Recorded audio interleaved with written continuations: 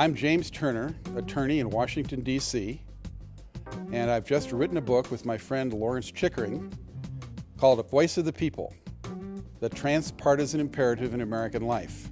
We believe this is an important message about how America will unfold over the next 4, 8, and 16 years.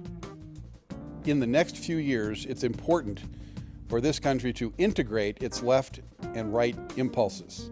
The book explains a whole series of very important ideas about how the American people are responding to politics. Both of us have been law school graduates. I went to Ohio State myself, and Lori went to Yale. And we learned a lot about the adversarial process and how you try to probe toward the truth with a debate style. Unfortunately, in today's integrated world, a global world with instant messaging, we don't have the resources to constantly cast off half of the society in elections or in political battles and so forth. And indeed, with our new president, Barack Obama, we have a beginning impulse toward what he's calling a bipartisan politics. But we want to go farther. We want to go to a transpartisan politics. We believe very strongly that there, in fact, is no such thing as a conservative or a liberal, either in an individual person's life or in a political setting. We believe that what happens with this kind of stylized politics, where people argue for one side or the other, the red side or the blue side of any given issue, that we end up spending all of our time on controversy and very little time on what we agree on. If we could actually change the dialogue, change the language of the conversation so that we spent more time discussing what we agree on, we believe we could actually make progress in solving problems that face us as a society. It's our hope that using the language that we're promoting in this book and talking about, we can actually open up the dialogue that's going on in American society today to a larger conversation that will include more people and more ideas.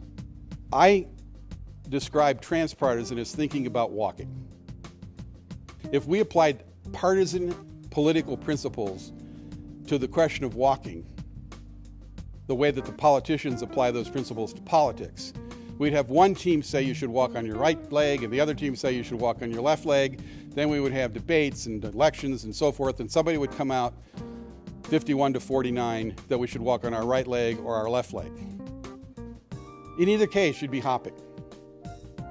What we are arguing is what we need to do in the transpartisan world is integrate the left and the right so that we can get the best of all those things which each of these long-standing traditions bring together. The two major issues are order and freedom. It is our position that integrating order and freedom gives you both more order and more freedom. Our plea and our plan and our direction is to gather people around the country to be involved in this set of dynamics. We are very much committed to the notion that in thinking about politics in our society, we expand the left-right spectrum from the narrow, brittle tool that it currently is into a matrix, that we take the horizontal line of that matrix and put a vertical line through it, the horizontal line being left and right, the vertical line being order and freedom, and we recognize that all these four quadrants integrate together in individual personal lives, in groups, and in society at large to create an integration of free right, free left, order right, and order left. And that will help us recognize that many of our political battles in this society today are fought between alliances of free left and free right on the one hand and order left, order right on the other. If we can begin to think in these kinds of terms and begin to assess issues in these kinds of terms and begin to draw on all the power of the liberal and all the power of the conservative traditions and work them together, we believe we have the chance, with the huge social energy that's available to be released in our society, to actually move forward vigorously in the resolution of these daunting problems that currently face us.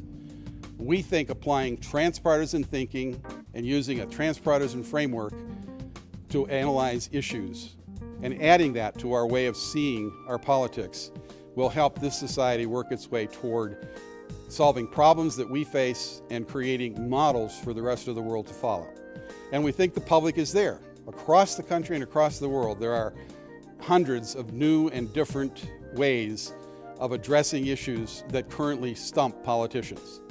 Our website is transpartisanvoice.com, where you can get copies of the book and find other information about this activity. You can also get the book on amazon.com.